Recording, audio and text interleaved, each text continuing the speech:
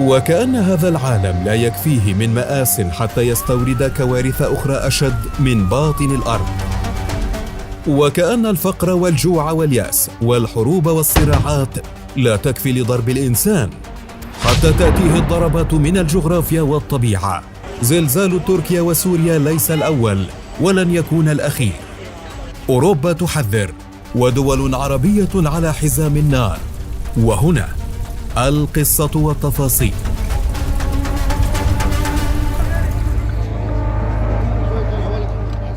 لم يستفق العالم حتى الآن من هول الكارثة التي حطت مؤخراً على جانبي الحدود التركية السورية آلاف الضحايا والجرحى وعشرات وآلاف المنكوبين، وأحياء بأكملها سويت بالأرض وبرمشة عين.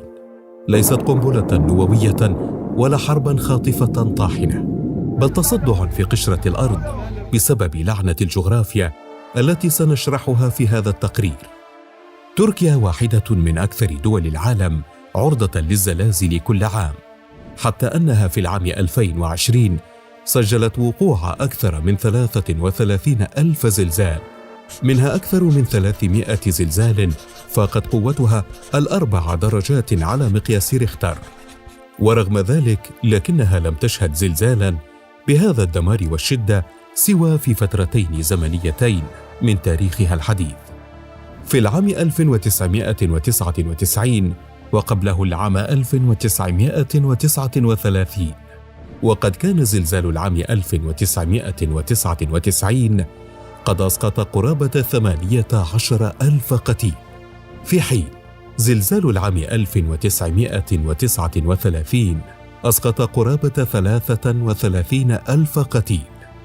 ولأن لعنة الجغرافيا التركية مفتوحة الشهية، فهي تجود بكوارثها ليس فقط على تركيا وإنما أيضا على دول الجوار، وسوريا واحدة من هذه الدول التي عانت وتعاني دوما، كما حصل مؤخرا في الزلزال الذي خلف دمارا كبيرا.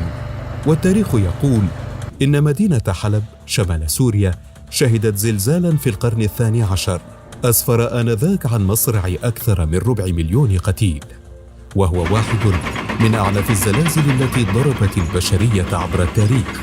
ولتبسيط ما يجري في هذه المنطقة سيئة الحظ من العالم، فإن تركيا في جلها تقع على صفيحة الأناضول التي تتعرض لضغط من 3 صفائح أخرى كبيرة، وهي الصفيحة الفارسية من الشرق، والصفيحة الإفريقية، والصفيحة العربية من الجنوب. وهذه الصفائح الثلاث تتناوب على دفع صفيحة الأناضول نحو الشمال، وفي كل مرة يحدث تصادم بين إحدى هذه الصفائح مع صفيحة الأناضول تحدث الكارثة. ذلك أن الصفيحة التي تحيط بتركيا من الشمال والتي تعرف بالصفيحة الأوراسية هي صفيحة ثابتة لا تتحرك بين الصفائح الأخرى دائمة الحركة، وتتحرك باتجاه الشمال الثابت. ومن يدفع الثمن هي صفيحة الأناضول التي تتلقى كل الضربات. ولتقريب الصورة أكثر، لك أن تتخيل أن الصفيحة الأوراسية شمال تركيا هي بمثابة منزل كبير وثابت، وصفيحة الأناضول هي سيارة تصطف بجانب سور هذا المنزل. وصفائح كل من إفريقيا والعرب والفرس شاحنات كبيرة فقدت السيطرة وتتجه للاصطدام بالمنزل، لكنها عوضاً عن ذلك تصطدم بالسيارة، فتصبح هذه السيارة بين الشاحنة والمنزل. وذات الأمر يتكرر في مناطق أخرى من العالم، حيث تنشط الصفائح التي تسمى تكتونية للتحرك باتجاه صفيحة أخرى. فمن منا ينسى تسونامي إندونيسيا الكبير العام 2004 والذي اضطربت ضحاياه من النصف مليون، ما يعني أن العالم أجمع معرض لأخطار الزلازل لكن بدرجات متفاوتة، وما يعني أيضاً أن هنالك عبر العالم عدة مناطق معرضة لخطر تصادم الصفائح هذه. ولزيادة منسوبك من المعلومات سنقدم لك أبرز تلك المناطق التي تقع على تخوم الكارثة، والتي من خلالها ستكتشف أي المناطق عرضة أكثر من غيرها للخطر.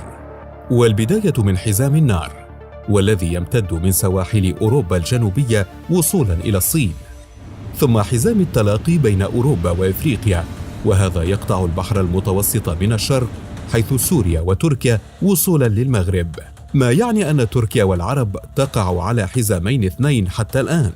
أما الحزام الثالث فيعرف بحزام الأخدود الآسيوي الإفريقي، وهذا أيضا يمتد من سوريا ولبنان وفلسطين والأردن وسلاسل جبال غرب البحر الأحمر حتى إثيوبيا والكونغو. وكذلك هنالك حزام رابع يعرف باسم الحزام الآسيوي الأوروبي، ويمتد بين جبال الهيمالايا مرورا بباكستان وإيران والعراق وصولا لأوروبا. أما الحزام الأخير فيسمى بالحزام الأخضر، وله من اسمه نصيب، فهو الأخطر في العالم، ويمتد من اليابان حتى سواحل أمريكا الشمالية، أي أنه يقطع المحيط الهادئ. ومن خلال استعراض هذه الأحزمة نرى أن المنطقة العربية وما حولها تقع على 4 أحزمة نارية من أصل 5 في العالم كله. وتالياً سنعرض لكم أعنف الزلازل التي ضربت المنطقة العربية وما حولها لمزيد من المعلومات.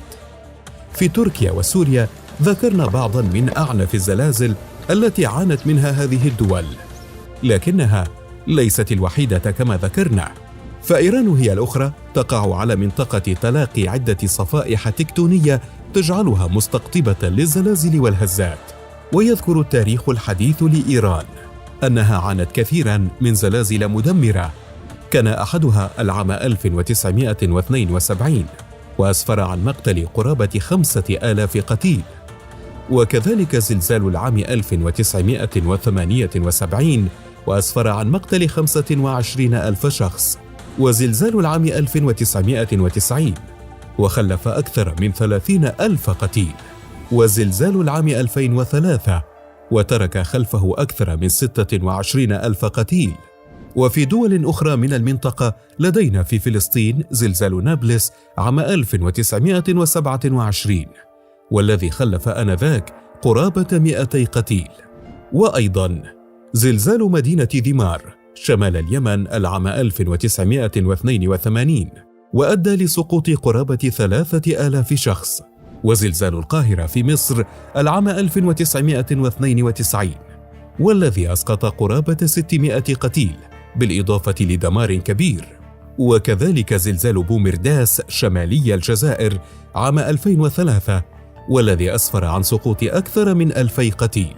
ولدينا أيضا زلزال الحسيمة المغربية عام 2004 وترك خلفه قرابة 600 قتيل.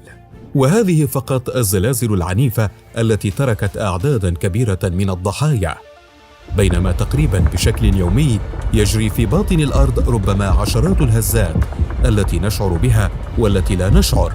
فخاصة المنطقة العربية وما حولها فهي منطقة ناشطة وجاذبة لمثل هذه الأمور.